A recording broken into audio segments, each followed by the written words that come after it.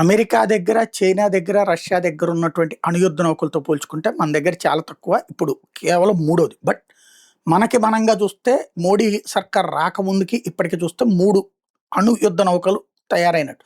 ఇప్పుడు మూడో దాని గురించి నిన్నే మాట్లాడుకున్నాం. ఐఎన్ఎస్ అరిదామన్ అన్నటువంటి దాన్ని కొత్తగా కమిషన్ చేస్తున్నారు. మన సైన్యానికి ఇస్తున్నారు అన్నట్టు.